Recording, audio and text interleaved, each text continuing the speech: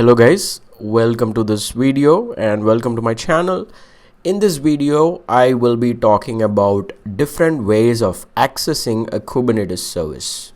So let's just take a simple example. So you have a microservice which is running Nginx web server and that web server is actually running in the NS1 namespace, and you have a client pod which is running in default namespace. Okay, so from the client pod we are actually going to reach this web server. We're going to run curl commands here, and then we're going to actually try to reach the Nginx web server. Okay, so let's actually run some commands in my Kubernetes cluster to understand this. So first of all, I'm going to deploy the Nginx pod. So I do have like a YAML file which is going to create a pod that's based on Nginx image, and the pod is going to be created in NS1 namespace. So then I am actually going to create a service called my Nginx, which is going to like redirect traffic to this Nginx pod actually, right? And this service is also going to be in the NS1 namespace. So the next one is that I am actually going to be creating a client pod. So the client pod is going to be created using the run command. I don't have a YAML file for it. So but the client pod is running in default namespace. Okay, so now let's just go into this client pod, get a shell, and I am actually going to do curl my Nginx. Okay, so this is the name of this service, right? So obviously this is not going to work. I'll tell you why. So when I try to hit this host, it couldn't resolve this name actually, and that's because the my Nginx service is actually running in NS1 namespace. So you can access this service using this name, my Nginx.ns1. You see, you're getting the Nginx default web page.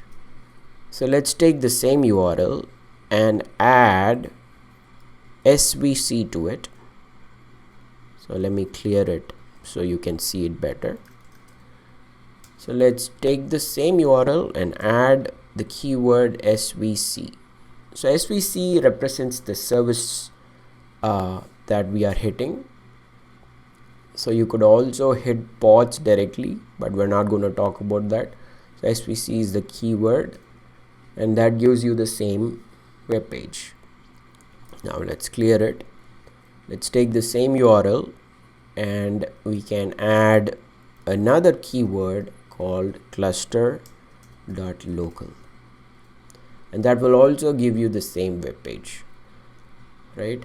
So basically you can access a service using this name if your service is running in the same namespace. If your client service is running in the same namespace as the service that you're trying to hit, then even this will work. But in this case, actually our service is in a different namespace, so we start with this, which is the service name dot the namespace dot svc. That will also work, and then if you add dot cluster dot local, that will also work. Now let me show you some internals. So basically the resolution, the DNS resolution happens using a particular name server. So this is the name server, this is the DNS name server, where you have the domain names that is resolved to specific IPs. Let's actually like create another pod and then run some ns lookup commands to understand this better. So I have this pod 2 YAML. I'm going to make use of that. This pod 2 is basically busybox image. It's based on busybox image, and it can be in the same default namespace. So let's go there, and let me get a shell into the pod 2, and I'm just going to use the sh. Let's clear it.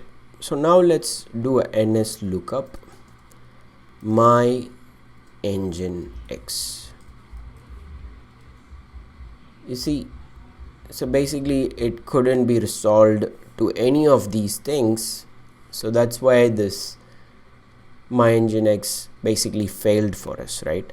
If you're wondering like which DNS server this is going to, it's the same one that we saw in the other pod. Okay, so this is the name server that it is going to, and I'll show you what this is. Okay, just hang on. So if you come back to the Kubernetes node, and if you do a kubectl get service in kube system namespace, you have this particular cluster IP, and that matches with this guy right here. So basically that's a kube DNS service, and this service basically points to, so if you do a describe on that, you will understand. Let's do a kube DNS describe, and then it shows you all the IPs that it is pointing to, and you can see the labels that it is using basically. So if you actually like take let's say this label right here, and then if you do a kubectl get pod with that label in kube system namespace,